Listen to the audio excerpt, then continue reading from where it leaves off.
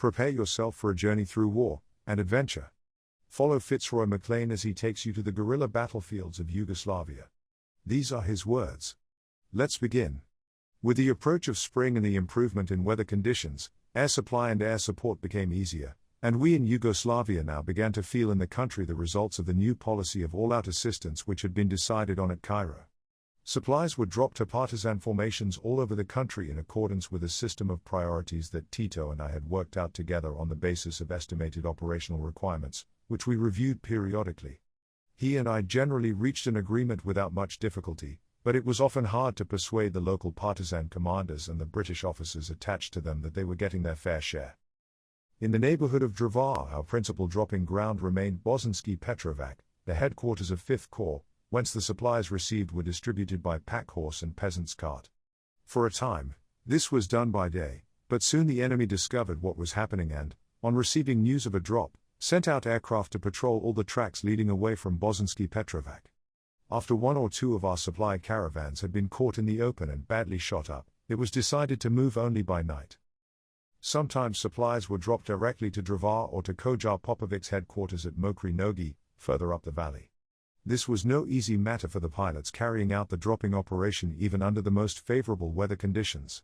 The valley was narrow, surrounded by high hills, and often filled with cloud.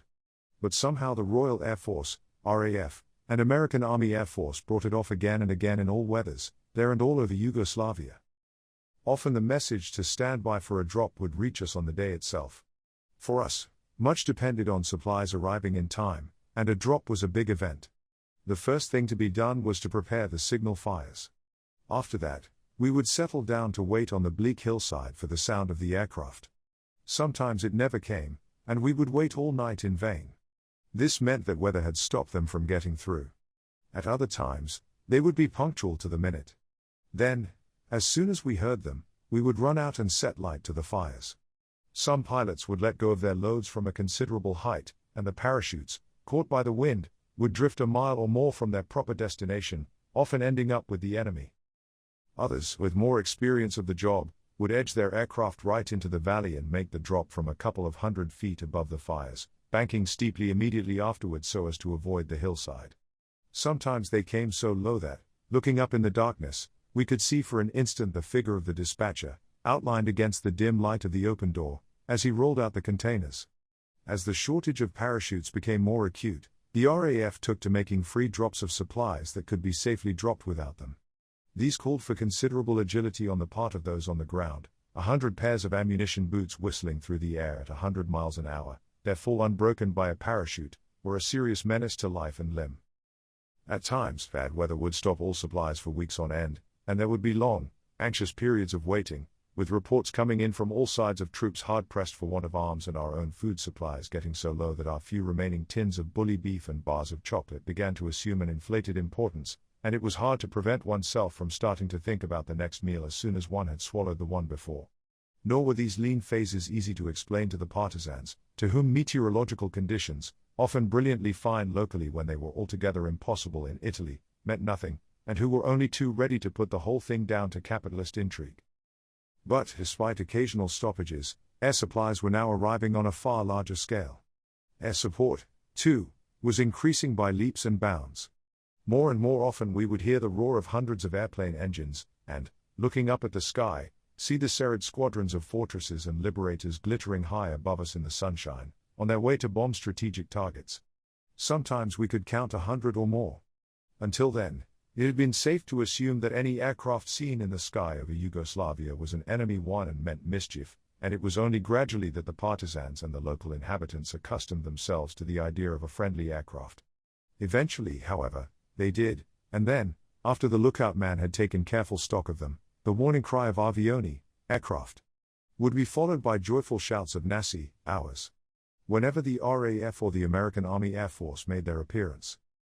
I recall one very satisfactory demonstration of Allied air superiority when, in the middle of a particularly irritating low-level bombing and machine gunning attack by 2 or 3 medium-sized German planes, a louder, deeper roar suddenly made itself heard above the buzz of the Germans' engines and the rattle of their machine guns. Looking up, we saw, so high as to be scarcely distinguishable, a vast, silvery armada set on its relentless course northward, the escorting fighters diving and weaving on its fringes.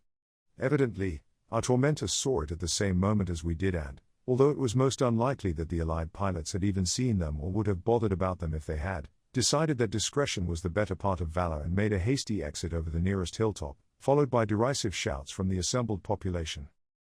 Tactical air support on a much larger scale also became possible now that we had officers attached to partisan formations throughout the country. We had arranged that they should have direct wireless communication with the RAF in Italy, and it became relatively common for Beaufighters, Spitfires, or rocket-firing Hurricanes to be rushed in the nick of time to the support of some hard-pressed partisan outpost, or prepare the way for a partisan attack on a German strongpoint. John Selby, in the meantime, had gone to North Africa to train the partisan fighter squadron formed under the Alexandria Agreement. Tito, delighted at the prospect of having his own air force, had sent out some of his best officers to be trained, and John found himself confronted with the ticklish problem of converting these hardy guerrilla warriors into fighter pilots. This transformation he effected in a remarkably short time, and, before the end of the war, partisan pilots, flying Hurricanes bearing a red partisan star superimposed on the red, white, and blue roundel of the RAF, were taking an active part in air operations over Yugoslavia. By now, our party included several technicians. Perhaps the most useful work of all was done by a stocky little major in the New Zealand Royal Army Medical Corps, RAMC. Doc Rogers, as he was called, had seen a lot of fighting in the Western Desert, where he had commanded a field ambulance. Now, rather than work at a base hospital, he had volunteered for special service in Yugoslavia, not, I think, because he took any particular interest in that country, but simply so as to be in the thick of things. His wish was granted. At the time when he arrived, it was winter and the 6th German offensive was in progress. Casualties from wounds, disease, and frostbite were heavy. For the partisans, to whom mobility was a prime consideration, the question of what to do with their wounded was a major problem. If they carried them with them, they hampered their movements. If they abandoned them, they met a terrible death at the hands of the Germans. Apart from this, they were short of doctors and lacked medical supplies almost completely. As a result, men were dying like flies. This was the kind of assignment that Rogers had been looking for. Accompanied by a RAMC corporal of similar character, he set himself to solve it. He organized hospitals wherever he could, in peasants' houses or in the woods. In them, he insisted on standards of hygiene and medical discipline unheard of before his arrival. He sent over my wireless link unorthodox but effective signals to the high-ranking officers of the medical world, demanding that they send him at once by parachute large quantities of medicaments and other supplies. He started to make preliminary arrangements for the evacuation of the worst cases to Allied hospitals in Italy as soon as we gained control of a landing strip. Having got all this going, he and his corporal moved rapidly from one part of the country to another, descending on his improvised hospitals like a tornado, organizing, reorganizing, interfering, operating by candlelight in stables and cowsheds, arranging for the removal of a group of wounded threatened by a German attack, or the isolation and treatment of typhus cases, of which, as usual, there were many. All this was done in a country occupied by the enemy, under conditions of considerable rigor, on short rations, in the middle of constant skirmishing and air attack.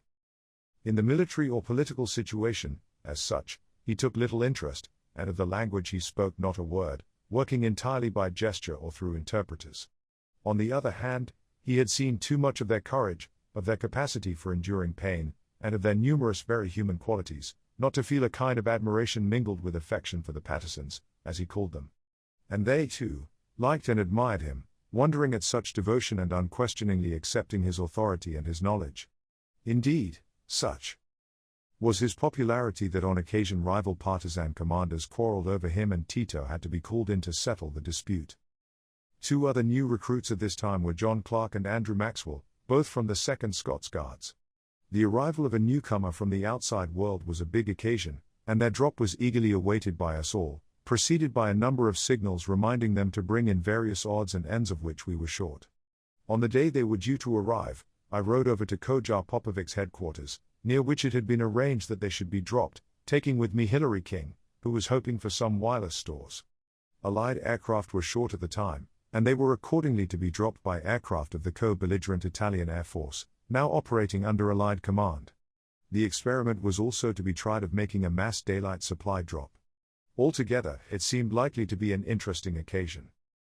There was deep snow in the valley through which our route lay, and we made slower progress than we had expected, our horses plunging and floundering up to their bellies in the snow as soon as we left the beaten track. We were still a long way away when suddenly we heard the noise of aircraft, and, looking up, saw, at a distance of some miles from where we were, several Fitzroy Maclean transport planes flying slowly along at a considerable height. As we watched them, still a couple of 1,000 feet up, expecting to see them circle down towards the dropping area, a dozen or so parachutes suddenly burst from them one after another, opened out like Japanese paper flowers immersed in water, and floated slowly down, swaying gently, over a wide area of the countryside. From where we were, we could not see whether their burdens were human or not. While the parachutes were still in the air, the Fitzroy Maclean turned around and departed in the direction from which they had come. Worried by what we had seen, we pressed on anxiously, wondering what we should find. Some distance further along the track, we met an old peasant coming in the opposite direction. We asked him if the British officers had landed safely. "Dead," he replied unhesitatingly, "all dead. They were dropped on the mountain tops, and their bones were shattered by the fall. They are bringing their bodies down at this very moment." Then, evidently feeling that he had adequately summed up the situation, he passed on down the valley, muttering irritably to himself as he went. This was a blow. John Clark and Andrew Maxwell were both old friends of mine, and it was sickening to think of their lives being thrown away like this. We kicked our horses into a gallop and plunged on through the snow. The first person that we saw when we arrived was Andrew. He was standing outside a peasant's hut, talking politely to Kojar Popovic in rather bad French, and from time to time inquiring anxiously about his personal kit. He had, it appeared, been dropped from a great height, followed by a free drop of several hundred pairs of boots, which had passed him at high speed, missing him by inches, and had finally landed on an extremely steep mountainside covered with sharp stones. The containers dropped at the same time were scattered for miles around. There was no sign of John Clark, who had been due to jump after Andrew, but search parties were out looking for him. Kojar produced some black bread and cheese and some slivovica, and we went inside to wait. One after another, partisans arrived bringing in containers and parachutes that had been found scattered all over the countryside. The Italians, no doubt anxious to be home, had let them go from far too high, and they had drifted miles out of their course. Some must undoubtedly have fallen to the Germans. Of John Clark, there was still no sign, but it was something to learn that, in spite of the gloomy prognostications of our original informant, no shattered corpses had yet been brought in. Our minds were not finally set at rest until a day or two later, when I received a signal from John from Italy, reporting with suitable expressions of regret that Major Maxwell, owing to an unfortunate error on the part of the Italian pilot, was thought to have been dropped to the enemy. The pilot, it appeared, had announced his supposed mistake as soon as Maxwell had jumped, and Clark had therefore naturally not followed him, but had returned to Italy with the plane, having first thrown Maxwell's kit after him so that he should not be unnecessarily uncomfortable in his prison camp. To this startling communication, we returned a reassuring and mildly facetious reply. When John Clark was eventually dropped in a week or two later, it was from a British aircraft. An even more sensational entry on the Yugoslav scene was made at about this time by a full-blown Soviet military mission, headed by a general of the Red Army, whose appointment had been announced some months before.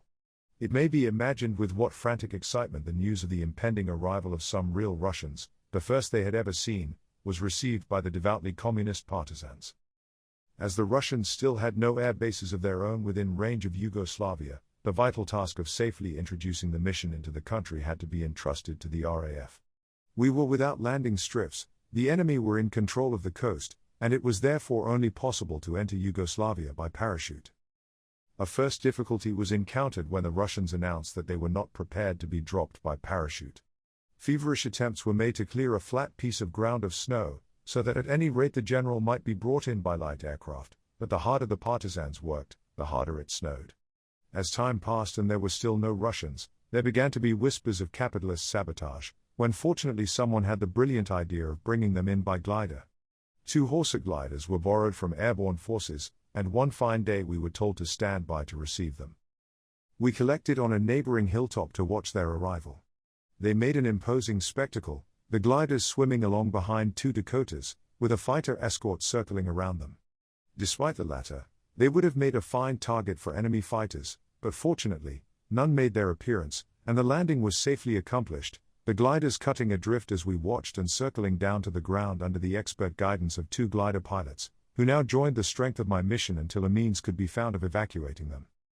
Naturally, we were much interested to see what the Russians would be like. To our relief, they turned out to be charming. In addition to a natural conviviality, it was evident that they had been instructed to make themselves particularly agreeable to me and my staff. Furthermore, they had filled the gliders with vodka and caviar, which, coming as they did after a long period of relative austerity, were exceptionally welcome. After one or two encounters, we decided unanimously that they were a great social asset. What other purpose they served was less clear. They had no bases within range from which they could bring in supplies, though later half a dozen American Dakotas, bearing Soviet markings but under British operational control, made occasional appearances from Bari. Nor did they take any part in the direction of military operations or the technical training of the partisans. Finally, it seemed most unlikely that they were there to interpret the Communist Party line for Tito, who, in my experience, usually knew instinctively what was in the Kremlin's mind without being told and certainly did not need a Red Army general to direct his conscience. General Korneyev, the commander of the mission, was a soldier of some distinction who had served as chief of staff to an army commander on the Stalingrad front before taking up his present appointment. Like so many senior officers of the Red Army, he was not of proletarian origin and had held a commission in the Imperial Russian Army before the revolution. I did not get the impression that he particularly enjoyed being in Yugoslavia or that he thought much of the partisans. His second-in-command was a much younger man and an expert on guerrilla warfare, having commanded a partisan band behind the German lines in Russia. But he, too, seemed to find time hanging heavy on his hands. Of the other officers, I have no very clear recollection, save only of one who bore all the familiar marks of being the local representative of the People's Commissariat for Internal Affairs.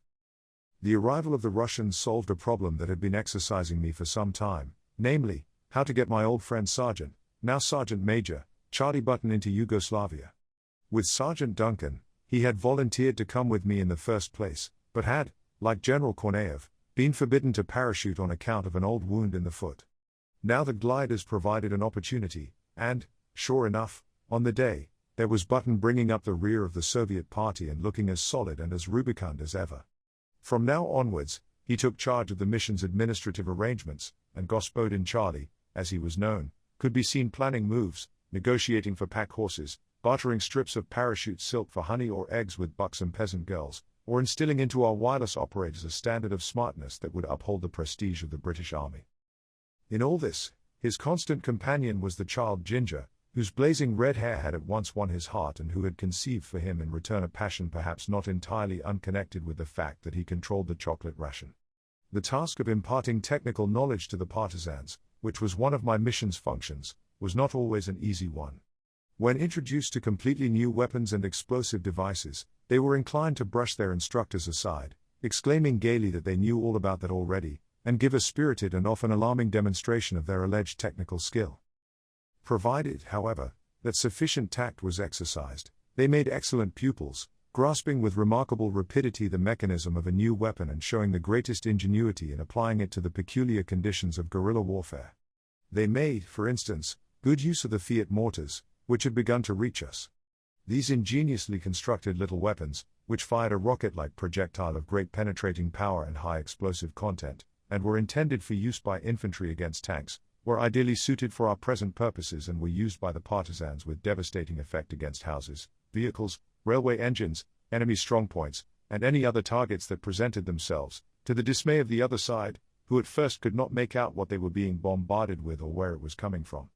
To Peter Moore also, with his immense experience of tank warfare in the Western Desert and his great technical knowledge of explosives, the partisans were prepared to listen on the subject of mines and anti-tank devices of one kind or another.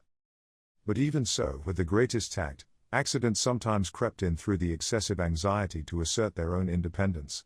There was the sad case of some dehydrated food, which was dropped to us at a stage of the winter when we had run very short indeed of ordinary food. It was the first time that any of us had seen dehydrated food, and the pleasure with which we regarded the first sacks of strange dried-up-looking flakes, variously labeled milk, mutton, eggs, carrots, onions, and potatoes, but all looking strangely alike, was mingled with curiosity and, to some extent, with misgiving. At any rate, before trying them, we read and carried out meticulously the written directions that accompanied them, of which the principle was to soak them in water for 24 hours before cooking and eating them. The result was astonishing. On being soaked, the uninteresting-looking flakes swelled up to several times their original size and became lumps of meat or slices of vegetable, as the case might be, and we soon found that a judicious mixture of dehydrated mutton, onions, and potatoes, properly soaked and then baked in Ginger's mother's oven, made a very creditable shepherd's pie, an undreamed-of luxury in our rather straitened circumstances. Clearly, dehydrated food was just the thing for us, especially as its light weight made it far more easily transportable than tinned food. Delighted, we immediately signaled for further supplies in order that we might share with the partisans the benefit of our new discovery. On their arrival, we handed them over to the quartermaster's department, being careful to add full instructions for their use. But these they brushed aside light-heartedly. "We know all about that," they said, and started to distribute the sacks to various neighboring units. We had our doubts but thought it better not to voice them.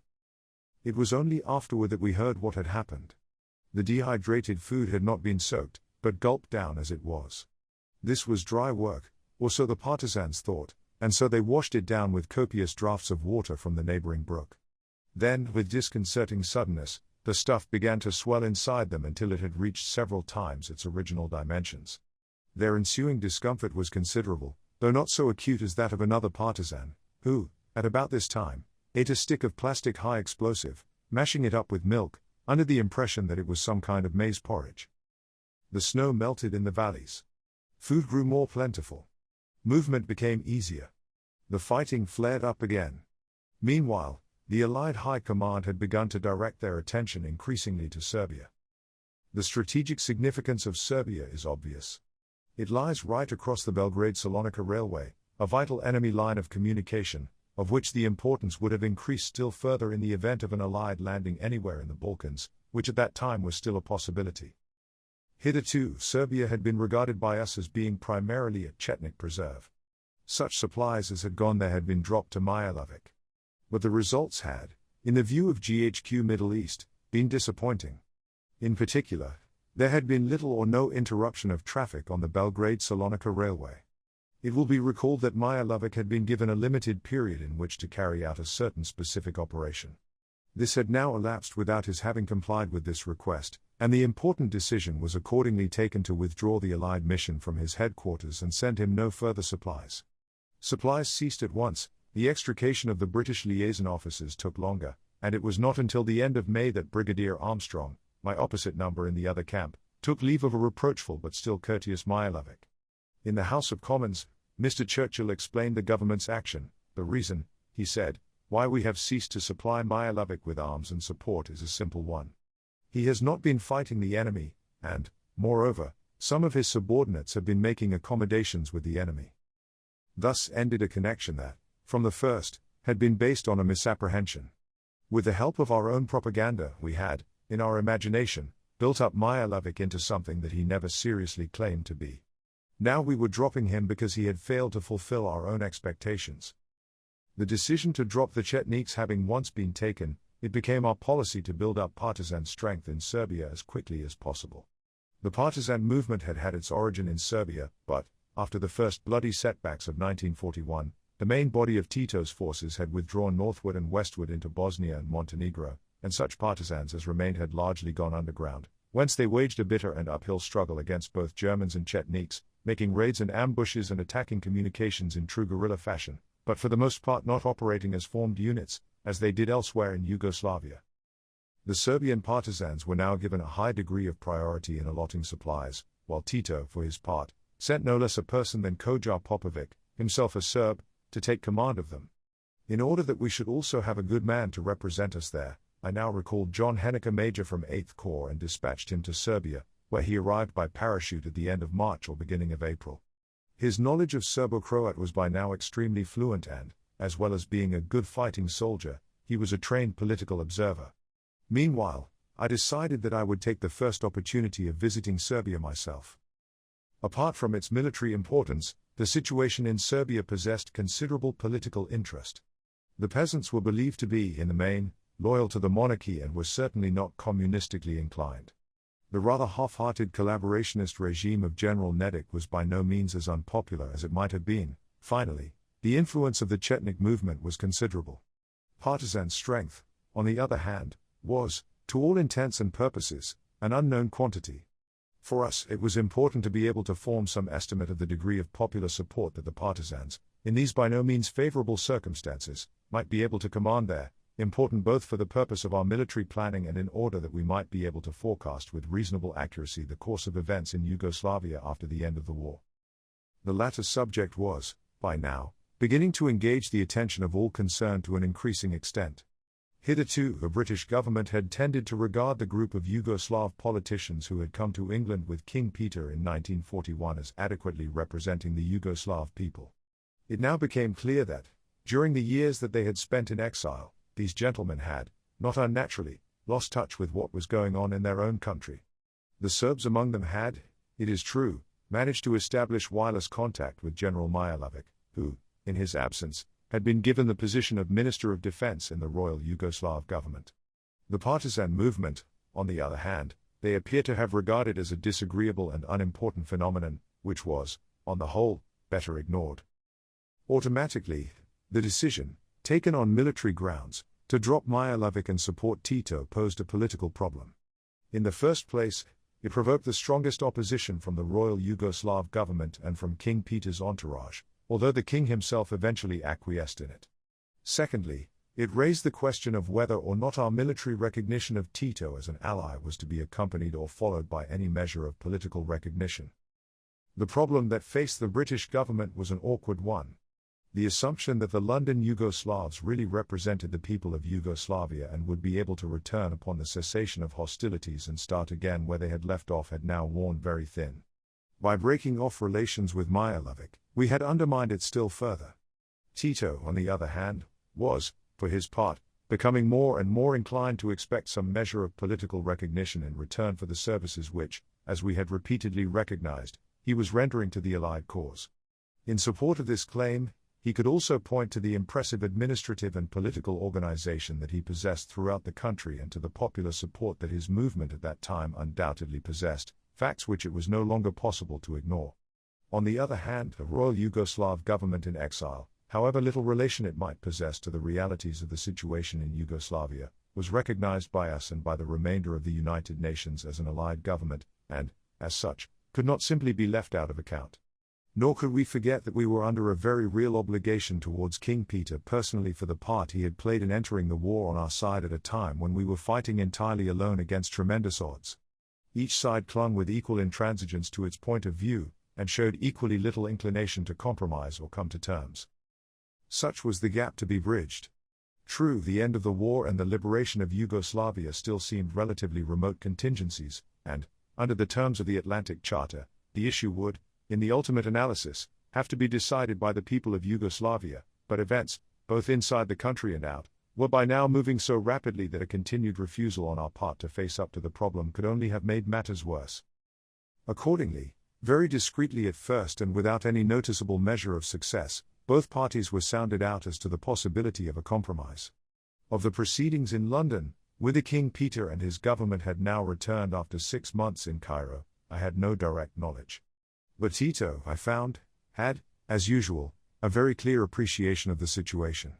He knew that when the Germans were finally driven out of Yugoslavia, he would find himself a popular hero, at the head of a de facto administration and of a very considerable armed force, which, as a convinced communist, he would, if necessary, be ready to use for the purpose of achieving his political ends. This put him in a very strong position when it came to bargaining, for, in the ultimate analysis, nothing short of superior force could turn him out. On the other hand, it was clear that he attached importance to keeping up appearances and to securing, if possible, the recognition of the Allies for his administration, first of all because such a policy would facilitate his task internally and secondly because he had no wish at this stage to cut off his principal source of supplies. His response to our soundings was accordingly not entirely negative, and in return some hope was held out to him that he might ultimately obtain an increased measure of political recognition. By the spring, these mutual soundings, for it would be too much to call them negotiations, had been carried as far as they could be by the somewhat precarious medium of my mobile wireless set and its suitcase container. Simultaneously, a number of other questions had arisen, which, it seemed, could best be settled by my visiting London, possibly in company with a representative of Tito. As usual, the question of supply loomed large. Supplies to the partisans were by now on such a scale that a change in the administrative arrangements at base was being considered, and it was clearly desirable that I should take part in the discussions. I was accordingly not altogether surprised to receive, early in April, instructions to stand by to be evacuated and authority to bring with me Vlatko Velebit, whom Tito had once again wisely chosen as his delegate. That concludes the 18th part of the story. Thank you very much for listening. Please subscribe for more episodes and leave a comment.